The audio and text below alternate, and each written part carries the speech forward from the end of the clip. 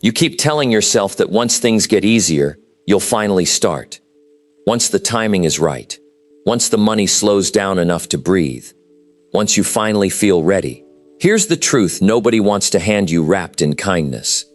That day is not coming. Not because life is cruel to you specifically, because you are waiting for a season that was never going to arrive on its own. Look closely at your last few years, and you'll notice something uncomfortable.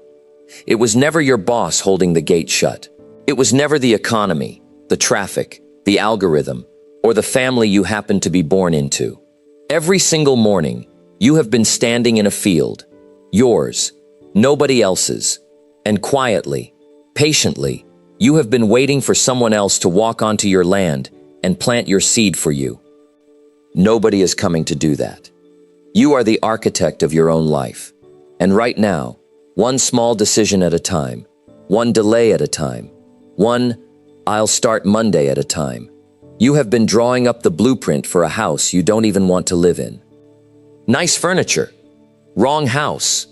So let's stop right there, because the next stretch of time is not going to feel like a warm hug. It's going to feel more like a cold plunge. Uncomfortable the second you get in. Clarifying the moment you catch your breath. You don't need another speech that pats you on the back and sends you back to the same 12 habits that got you here. You've had enough of those. What you actually need is a mirror with better lighting. That's the deal today. No hype, just the truth. Delivered the way a mentor delivers it to someone he actually respects enough to be honest with. Because here's what I already know about you, even without knowing your name. You didn't click on a video called "You versus You" by accident. Some part of you already suspects the real obstacle in your life was never out there.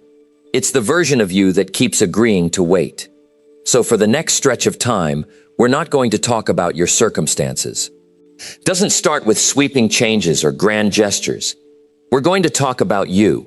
Let's start with the part most people skip, because it stings a little. You have not been defeated by your circumstances. You have been defeated by your explanations for your circumstances. Those are not the same thing, and the difference between them is the difference between a person who stays stuck for 10 years and a person who turns their whole life around in one. Let's look at the 3 excuses almost everyone reaches for, because I'd bet money you've used at least one of them this month. The first is timing. It's not the right time. As if there's a calendar somewhere with a green light on it, waiting to switch on for you specifically. There isn't. There has never been a right time in the history of the world that wasn't also somebody else's terrible time. And they built something anyway. The second is other people. Your boss, your partner, your parents, the people who didn't believe in you, the people who got the promotion instead. It is remarkably comfortable to hand your steering wheel to someone else, because then, whatever happens, it's not your fault. But notice what you traded for that comfort. You traded the wheel. You gave away control of your own direction in exchange for a slightly better excuse. The third is resources.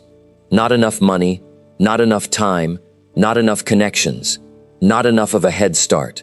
And look, some of that might even be true. Some people really did start further back than others. But resources have never been the deciding factor you think they are. History is loud, with people who started with nothing but a decision, and quiet about the thousands who started with everything and did nothing with it. So here's the uncomfortable question underneath all 3 of these. If it wasn't the timing, and it wasn't other people, and it wasn't your resources, what was it? It was the story, the explanation, the philosophy running quietly underneath all of it, telling you that waiting was reasonable. Go back and count, honestly, in your own head. How many Januaries have you stood in front of a mirror and made yourself a promise that didn't survive past February?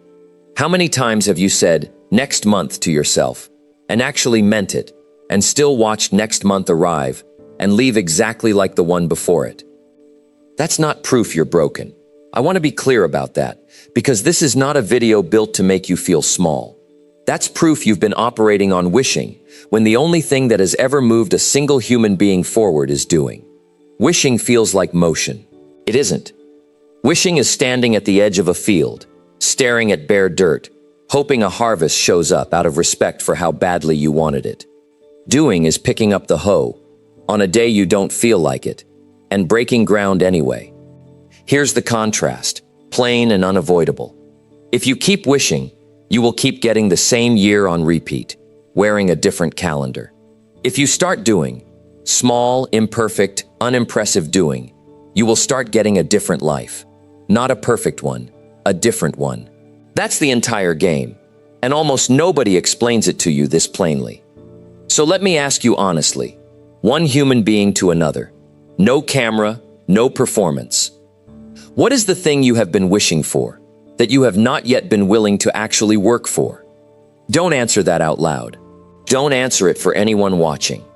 Answer it for yourself, because you're the only one who has to live with either version of the answer. Here's why so many capable, intelligent, hardworking people stay parked in the exact same spot for years at a time. It is not talent. Talent is common.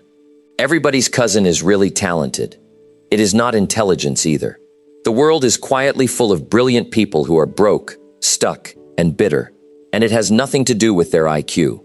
What actually separates the people who rise from the people who stay is something you will never find on a resume.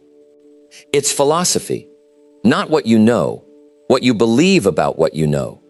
Your philosophy is the operating system running underneath every single decision you make, and most people never once stop to check what it's actually running. Let me show you exactly what I mean, with two people who start in the same place. Same skills, same starting income, same average grades, same ordinary beginning, same rough patches. Call them whatever you like. You probably know both of them personally. The first one believes the world owes him ease. He waits for motivation before he moves. He waits for the mood to be right, for energy to arrive first, for some kind of permission that never actually comes from outside a person. He is not lazy, understand that. He works plenty hard when the conditions are already favorable. He just never learned how to work when they aren't. The second person carries a different philosophy. Not more talent, a different belief. She has accepted something the first person hasn't. That motivation follows action, it doesn't lead it. She doesn't wait to feel ready. She moves first, and the readiness catches up to her somewhere in the middle of the work. The way your body warms up halfway through a run you almost didn't start. 10 years later, these two people are not living in the same world anymore, even though they started in the exact same one. Same field, same soil, same weather, most years. Different harvest.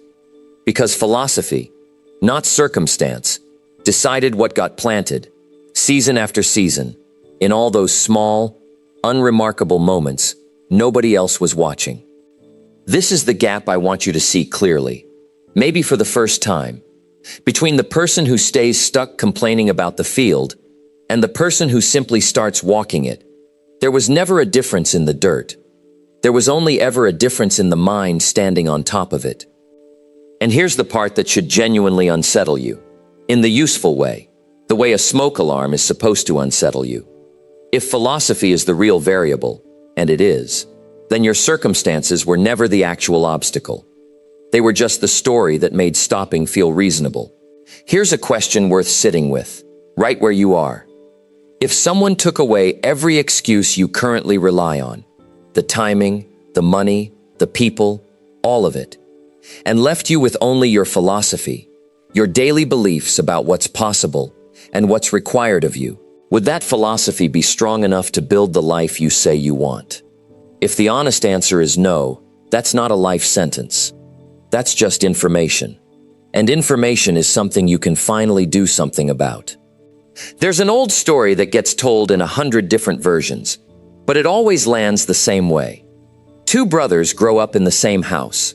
Same father, a man who drinks too much, loses jobs, says cruel things he doesn't remember saying the next morning. Same walls.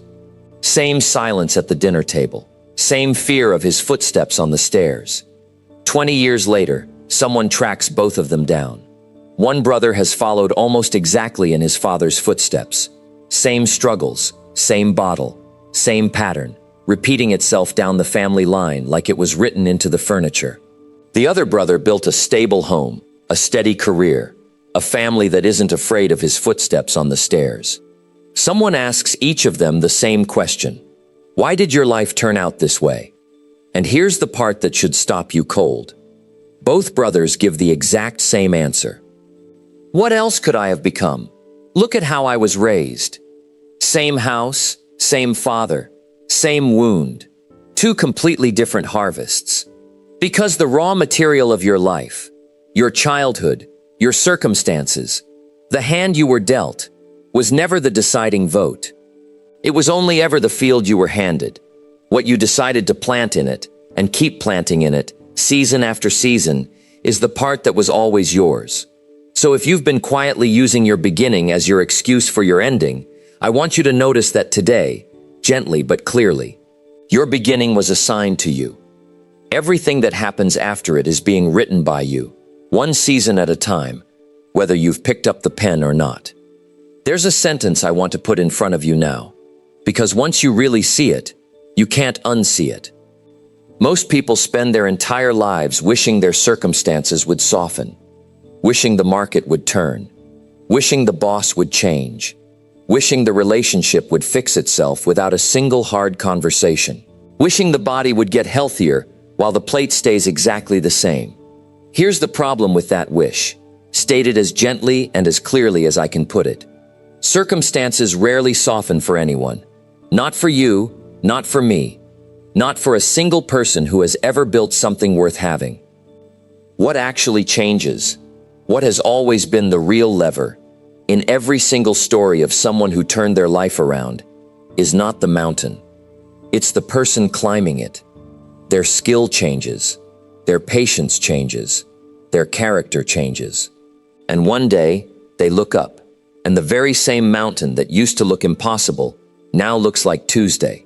Not because the mountain shrank, but because they didn't stay the same person standing at its base. This is the entire difference between wishing and becoming. And I want you to hold on to it, because it will save you years. Wishing looks outward. It says change, so that I can finally be comfortable. Becoming looks inward. It says, I will change, whether or not anything around me does, because I am no longer willing to wait for permission from my circumstances.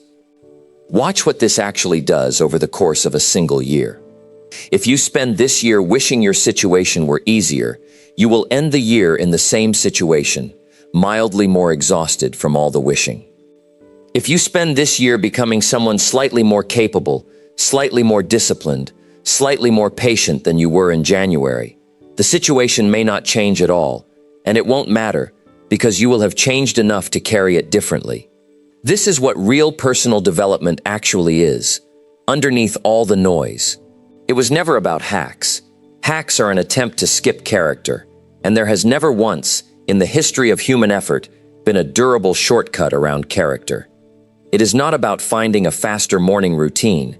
It's about becoming the kind of person a good morning routine actually sticks to. It's not about finding a better system for productivity.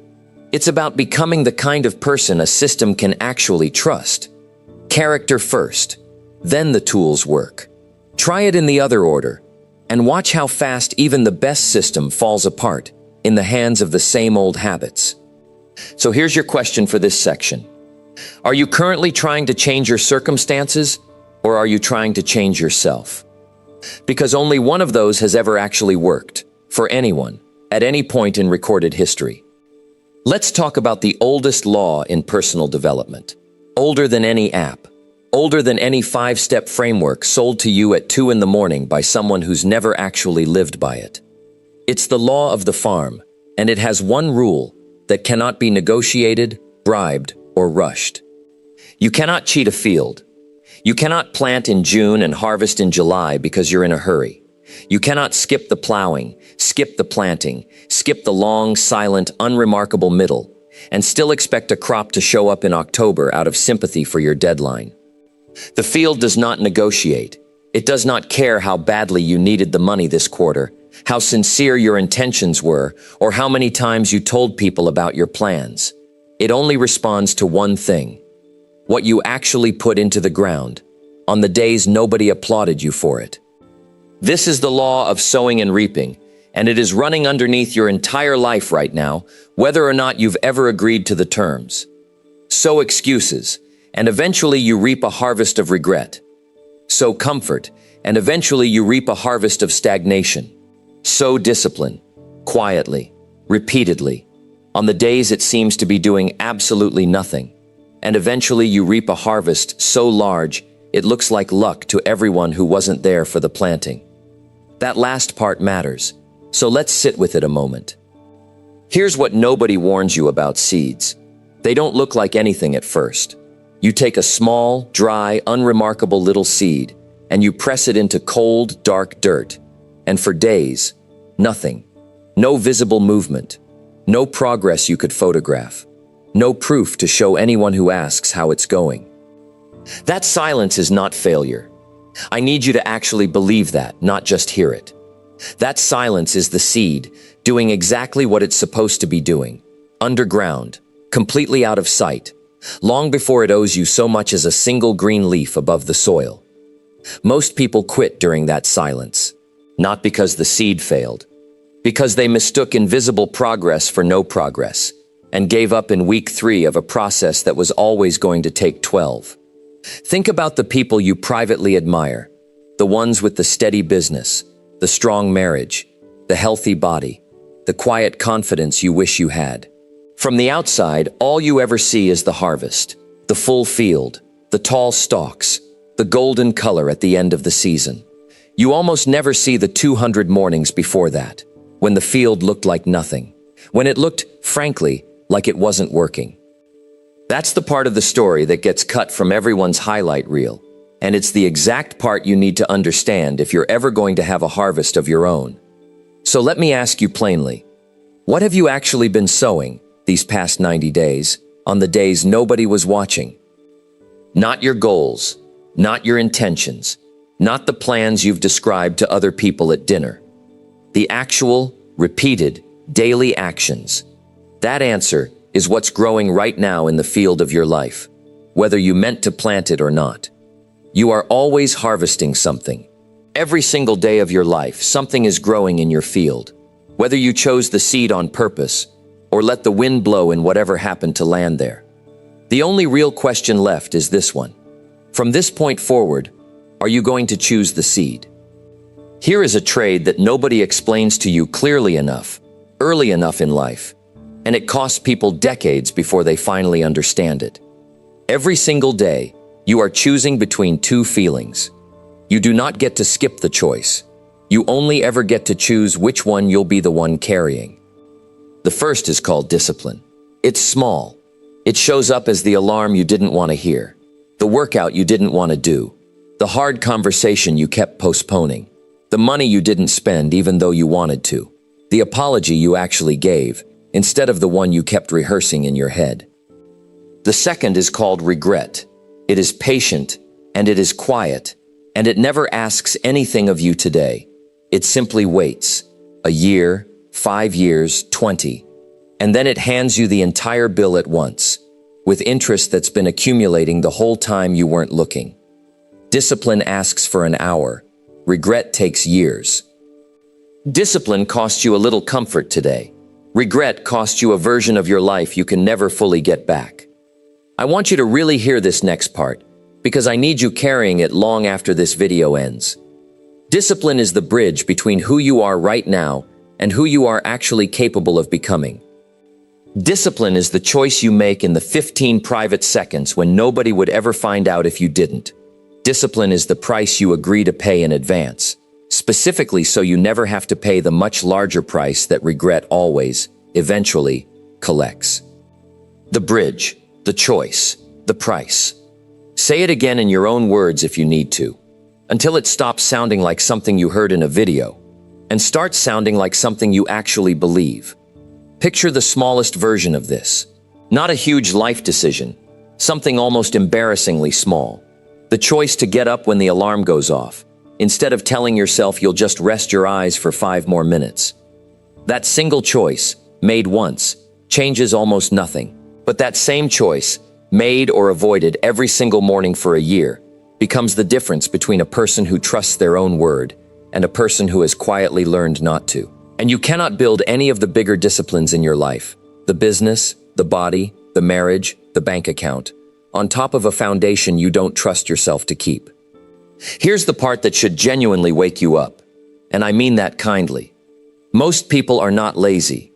I don't believe that about people, and I don't think you should believe it about yourself either. Laziness is rarely the real diagnosis. Most people are simply postponing. They've quietly mistaken later for an actual plan. When later was never a plan, later was just a nicer sounding way of saying, not yet, and possibly not ever. But later has one cruel habit you should know about. It keeps every single appointment you make with it. It always shows up. And it always shows up already collecting interest on everything you handed it. Weigh these two paths side by side, because you're already walking one of them whether you've noticed or not. If you choose the easy choice today, you are quietly voting for a harder tomorrow. If you choose the hard choice today, you are quietly voting for an easier tomorrow. There is no neutral ballot in this. You are always voting, with your actions, whether or not you ever intended to. Think back across the last month of your life, honestly. Where have you been voting for a harder tomorrow, simply because today felt easier in the moment? I'm not asking so you can feel bad about the answer. I'm asking because the moment you can name it clearly, you can finally do something about it. And that is the entire difference between a person who stays stuck and a person who doesn't. I need to correct something you were probably taught, somewhere along the way, without anyone meaning any harm by it. You were taught to treat a bad season like a life sentence. You had one hard year, one failed attempt, one relationship that ended badly, one business that didn't make it, one health scare, one financial collapse, and somewhere inside all of that, quietly, you renamed yourself after it. I'm just someone who fails at this. I'm the kind of person things don't work out for. I want to correct that plainly, because it matters more than almost anything else in this entire video. It doesn't start with sweeping changes or grand gestures, but with small, deliberate actions repeated each day. And weather, by its very nature, always changes, for the field that's actually being tended anyway. Think about an orchard through an entire year, not just the 1 month that scared you. In spring, everything is just beginning. Small, fragile, unimpressive. A person walking by wouldn't be able to tell what any of it will become, and neither could you, most days. In summer, the growth is real, but it's still hard work. Watering, protecting, weeding out what doesn't belong, showing up in the heat when it would be so much easier to stay inside. Then fall, finally, there's a harvest. This is the part everyone wants to skip straight to, the part people post about, the part that looks like the whole story from the outside. And even fall doesn't mean the work is finished. A harvest still has to be gathered, stored, and protected, or it rots in the field just as easily as anything neglected back in January. Every season has its own labor. None of them are the reward for skipping the others. And then comes winter. In winter, the trees are bare. Nothing appears to be growing. If you didn't know any better, you'd swear the whole orchard had died overnight. But the farmer does not burn the orchard down in January. He does not stand out there in the cold, insisting the trees have personally failed at being trees. He knows something you need to learn, maybe for the first time, maybe for the 10th. Winter is not the opposite of growth. Winter is part of growth.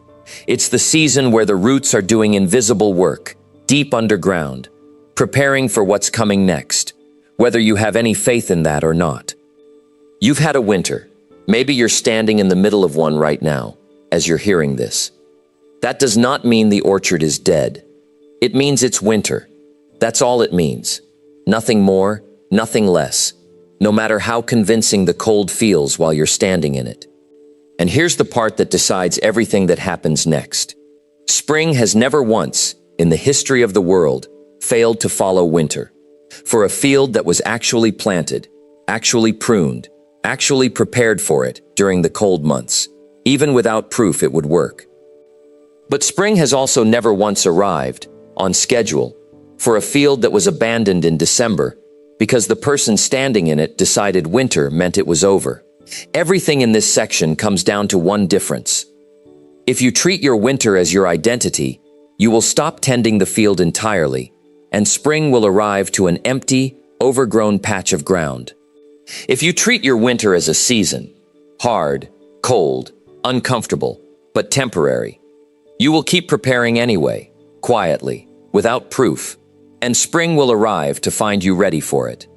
So here's the real question underneath all of this, and I want you to actually answer it, not just nod along. Are you currently living like this season is your entire life? Or are you living like this is simply the season you're walking through right now, on the way to the next one? Because those are two completely different lives, built from the exact same set of circumstances, the exact same hard year, the exact same cold month. The only difference is what you decided the cold actually meant. There's one more field you need to look at, and it's the one most people never think to examine. Because it isn't made of dirt, it's made of people. Look around at the 5 or 6 people you spend the most actual time with, not your whole contact list. Just the ones who get your evenings, your weekends, your unfiltered thoughts. Now ask yourself something honest. What do they consider normal? Because whatever they consider normal, you will eventually consider normal too, whether you meant to or not. Standards are contagious. So is comfort. So is complaining. So is ambition, if you're lucky enough to be standing near it. This isn't about abandoning people, and it isn't about looking down on anyone. It's simply the truth about soil. You can plant the best seed in the world, but if the ground around it is depleted, or poisoned, or simply asleep, that seed is going to struggle no matter how good it is. Here's the question worth asking honestly, without any guilt attached to the answer. Are the people closest to you currently pulling your standards up, or quietly giving you permission to let them slide? Some people in your life are like fertilizer. Being near them makes everything in you grow a little easier. And some people, without ever meaning you harm, are like standing water. Nothing dies quickly around them. Nothing grows quickly either. You don't have to make dramatic announcements. You don't have to cut anyone out of your life on the strength of one video. But you do have to notice, clearly, honestly, which parts of your life have gone quiet and stagnant simply because the water around them stopped moving. And you have to ask a harder question underneath that one. When was the last time you spent real time with someone whose standards made you slightly uncomfortable? In the good way, the way that makes you want to reach a little higher, simply because you saw it was possible. If you can't remember, that's not a life sentence either. That's just the next seed. This is still the same law running underneath everything else we've covered today. You are always sowing and reaping, not just through your own actions, but through the field you choose to stand in while you take them. Choose your soil as deliberately as you choose your seed. There's one more piece of this philosophy you need, before we get to what to actually do today. And it's the piece almost everyone underestimates, usually right before they quit. You are not going to leap into the life you want. Nobody does that, no matter how clean and sudden it looks from the outside. You are going to climb it, one rung, then the next one, then the one after that, on a day when climbing is the very last thing you feel like doing. Here's the problem. Nobody ever shows you rung 2 on the way up. They only show you rung 100, once they're already standing at the top. And from all the way down at the bottom, that view looks like luck. It looks like a shortcut. It looks like something that simply happened to them, rather than something they built, one unremarkable rung at a time, mostly while no one was filming. This is exactly why so many people quit around rung 4 or 5, not because they lack ability, because they expected the view to have changed dramatically by now, and it hasn't yet, and they mistake that for proof that it isn't working. But here's what's actually happening on rung 4, whether you can feel it yet or not. It's compounding. A small discipline, repeated, does something a single large effort never can. It builds on itself. Day 9 is easier because of days 1 through 8. Day 50 belongs to a different person than day 1 ever was. Not because of one dramatic leap, but because of 50 ordinary, unremarkable rungs, climbed on schedule, especially on the days that felt pointless. This is the entire secret. hiding in plain sight. The compounding is invisible while it's happening, and undeniable once it's done. Nobody gets to see it live. Everybody gets to see it in hindsight. Notice the real difference between these two choices. If you keep looking for the leap, you will keep waiting for a rare moment that may never actually arrive. If you look for the next rung, just the very next one, not the whole staircase, not the whole ladder, just the next rung, you can start climbing today, right now, before this video has even finished. I want to ask you something simple, and I want you to actually answer it. What is the smallest possible rung you've been overlooking, purely because it looked too small to matter? It's not too small. Small is exactly how every single one of these stories begins. The ones you admire, the ones you assume must have started somewhere more impressive than where you're standing right now. They didn't. They started on a rung just like yours. Before we get to today's actions, there's one distinction I need you to understand. Because without it, everything I'm about to ask you to do will quietly fall apart in about 9 days, the way it probably has before. There is a massive difference between an intention and a decision. An intention is soft. It leaves the door open. I'm going to try to wake up earlier. I'd like to have that conversation eventually. I'm hoping to get more consistent. Intentions sound like commitment, but they're built with an exit already installed, right there in the language. A decision is different. A decision closes the other doors. Not because you're being dramatic about it, but because that's what a decision actually is. A cutting away of every other option so that only one path remains open to walk down. Here's what this looks like in practice. An intention says, I'll exercise more this year. A decision says, I train 4 mornings a week, and missing is not a debate I have with myself anymore. It's simply not on the table. Same goal, completely different amount of gravity behind it. Most people have spent years having excellent intentions and almost no real decisions. That's not a character flaw. Nobody ever taught most people the difference, because intentions feel so much safer. An intention that fails barely costs you anything. A decision that fails costs you your word to yourself, and that's a currency you cannot afford to keep spending carelessly, because eventually you stop believing your own promises, and once that happens, nothing you tell yourself carries any weight at all. Remember the voting we talked about earlier, how every single day you're casting a ballot for a harder tomorrow or an easier one.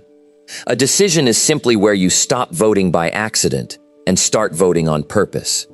So here's the real question, before we move into today's actions.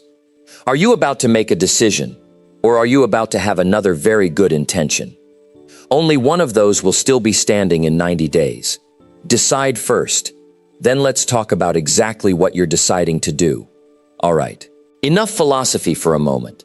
Let's get practical, because a mentor who only ever hands you ideas and never a shovel hasn't actually helped you with anything.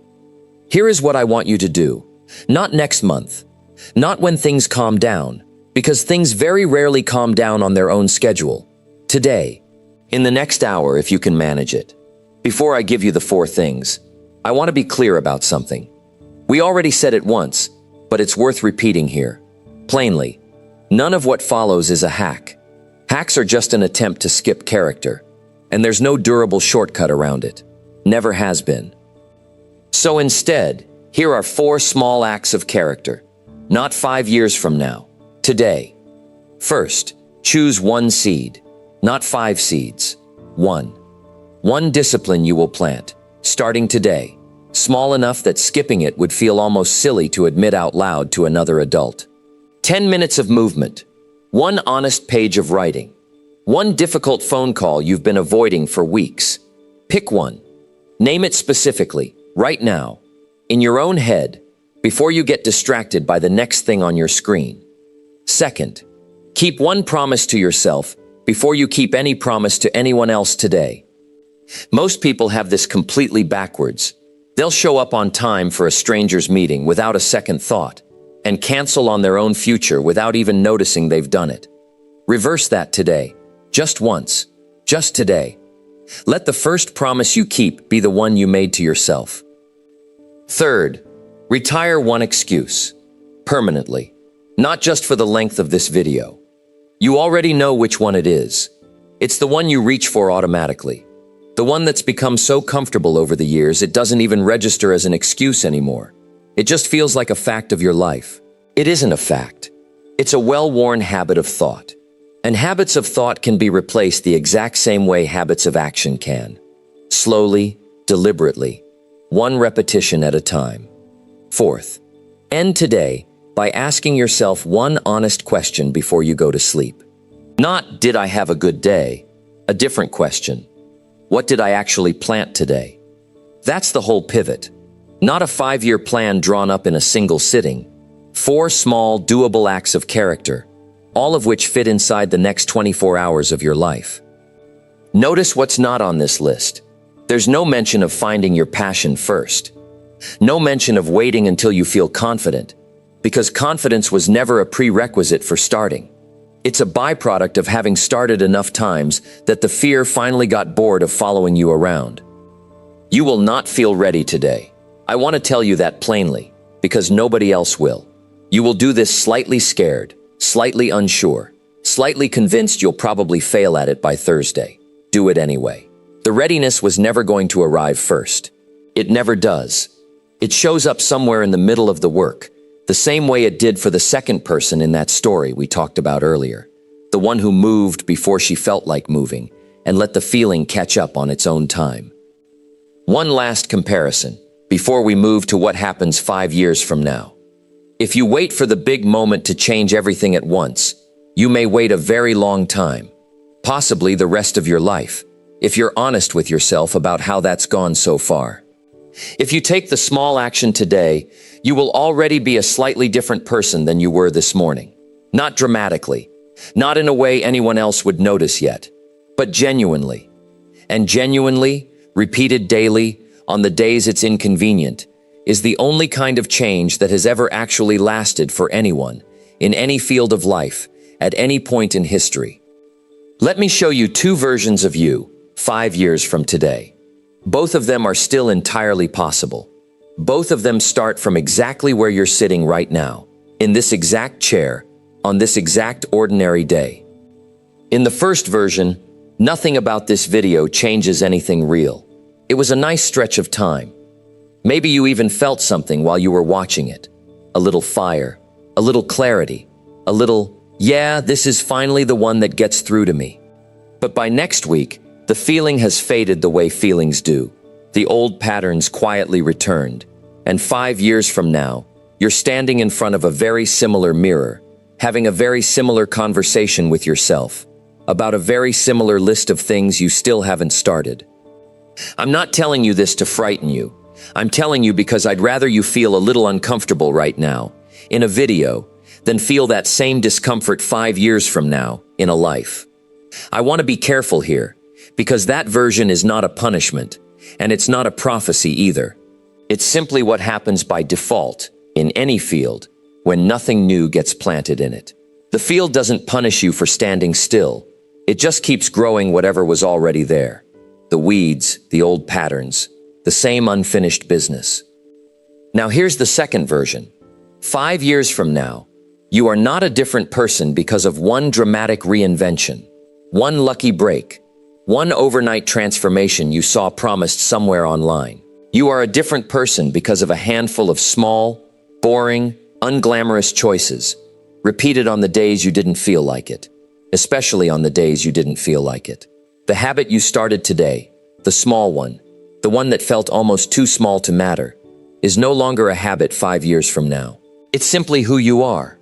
The same way brushing your teeth stopped requiring any willpower a long time ago. People around you will notice something shifted, long before you're willing to admit it yourself. Not because you announced a transformation, because you simply stopped being the person who always had a reason why not, and slowly became the person others started asking, quietly, how you actually did it. The hard conversation you kept avoiding finally happened, and whatever came of it, you're no longer carrying the specific weight of never having said it. The excuse you retired actually stayed retired, and somewhere along the way, you noticed you'd quietly stopped reaching for it because you no longer needed it the way you used to. Picture that version of you, standing in front of the same mirror 5 years from now. In a photograph, you might not look dramatically different. Same face, mostly. A little older, the way everyone gets a little older. But you know something the photograph could never capture. You kept your word to yourself. Season after season, quietly, without an audience, without applause, on the days nobody was ever going to find out either way. That is not a small thing. Out of everything I could tell you today, I actually think that might be the rarest thing there is. Rarer than talent, rarer than luck, rarer than a lucky break. Both of these versions of you are real. Both are genuinely available, starting today, from this exact field you're standing in right now, with this exact soil, this exact weather.